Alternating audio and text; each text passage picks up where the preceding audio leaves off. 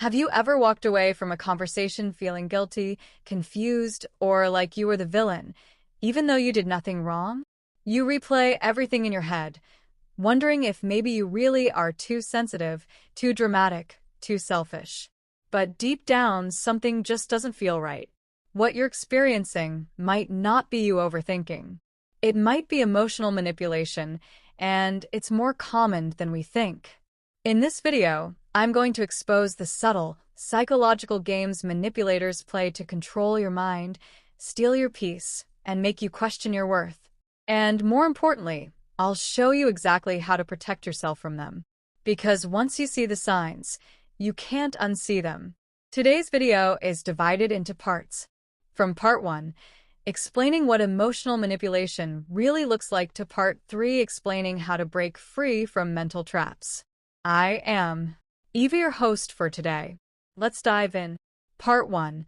What emotional manipulation really looks like. Emotional manipulation isn't always loud. It's not always toxic fights, screaming, or name-calling. In fact, it's usually quiet. It sounds like, "I guess you don't care about me.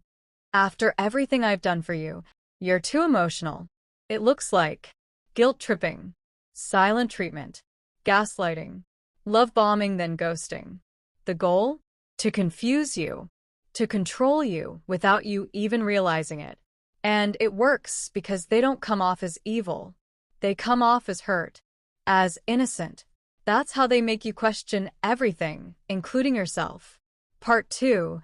The psychological tactics manipulators use.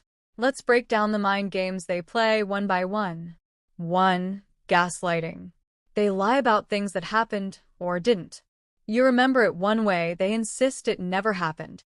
You're imagining things. "That's not how I remember it."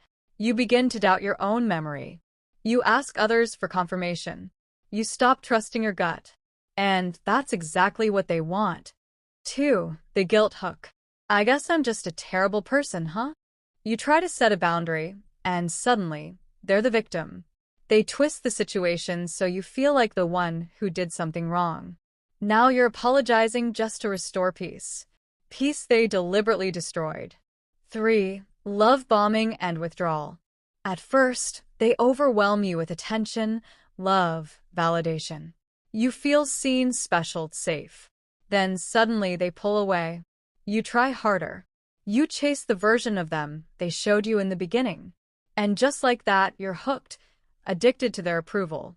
4. Silent punishments. They don't argue, they disappear. Days of silence. No replies. No explanations. You start overthinking, blaming yourself. This tactic isn't giving space. It's controlling you through emotional withdrawal. 5. Subtle comparison. "My ex never made such a big deal about this. Why can't you be more like her?"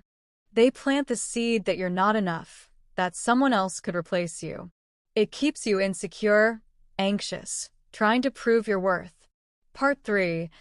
How to break free from the mental traps. Here's how you take your power back. 1. Trust your gut again. If something feels off, it probably is. You don't need 100% proof to honor your feelings. Your gut is not crazy.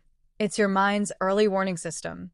2. Stop explaining yourself to people who twist it. Healthy people don't need long explanations. Manipulators do, because they use your words against you. Learn to say, "This doesn't sit right with me," and leave it there. 3. Set boundaries without apologizing. You don't need permission to protect your peace. Saying no is not rude. It's self-respect. "I'm not comfortable with that. That doesn't work for me." These are complete sentences. 4. Detach from the role they've assigned you. Manipulators love to assign you a role. The selfish one. The too emotional one. The problem. That role is not your identity. You don't have to keep playing a part just to keep their version of you alive.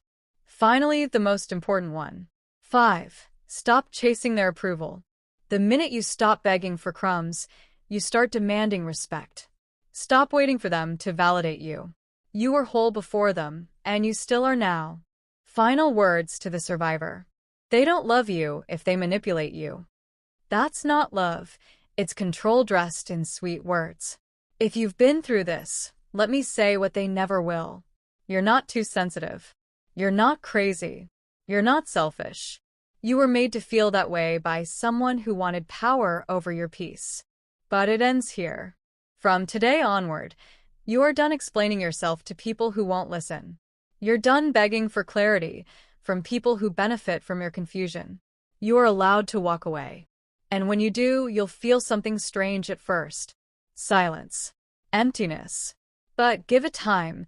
That emptiness becomes peace. That silence becomes clarity.